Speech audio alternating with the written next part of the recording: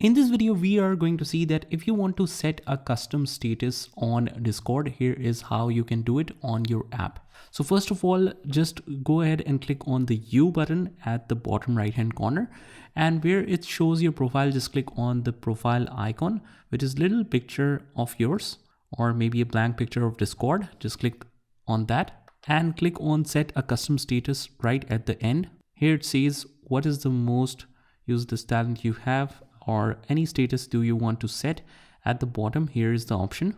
So let's say that I have written a custom status of always active. Let's click on save from the top right, and that's how you can set your custom status. Now whenever you want to change the status, you can do the same. Just go in here and you can set a new status, and also you can clear that status as of today or after 4 hours, 1 hour, or don't clear at all. So that's pretty much it, guys. I hope you found this video helpful, and if you did, hit the like button and subscribe to our channel, and I will see you in the next one.